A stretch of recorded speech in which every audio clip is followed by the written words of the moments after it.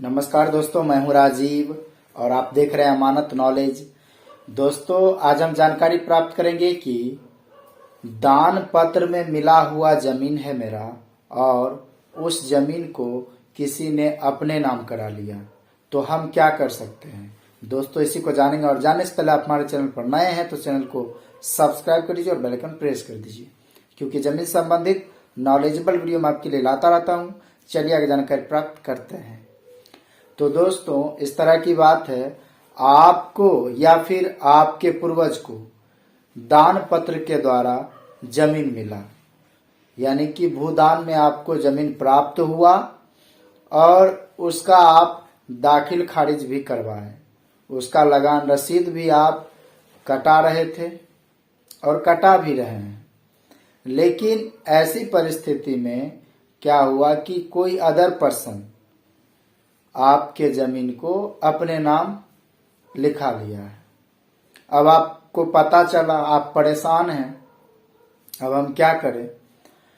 तो दोस्तों, सबसे पहले आप ये देखिए कि अगर आपके पास दान पत्र का दस्तावेज है तो नंबर 1 यह होना ही चाहिए आपके पास।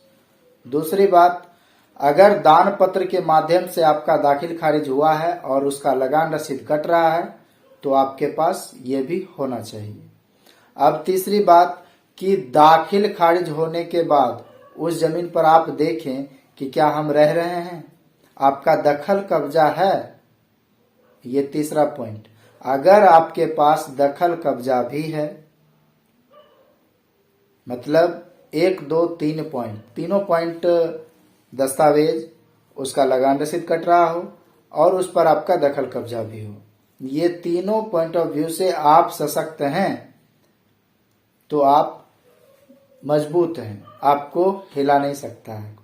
लेकिन अगर कोई अदर पर्सन आपके जमीन को लिखा लिया है किसी भी तरह फ्रॉड करके आपका, तो आप एक तो है क्या कि आप आपत्तिजनक आवेदन दे सकते हैं, आपत्ति लगा सकते हैं निबंधन कार्यालय में।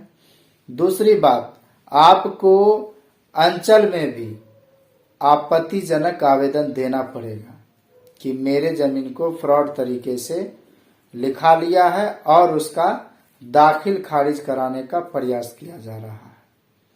तो वो अगर लिखा भी लिया है तो उसका दाखिल खारिज नहीं हो पाएगा। साथ ही आप बने हुए हैं उस जमीन पर, दखल कब्जा आपका है, तो वो दखल भी नहीं कर पाएगा।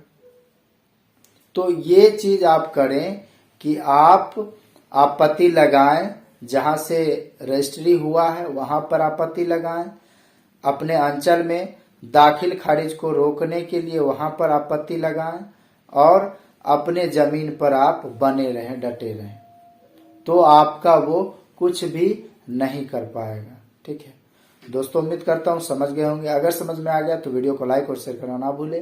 मिलते हैं नेक्स्ट वीडियो के साथ, तब तक के लिए अलविदा।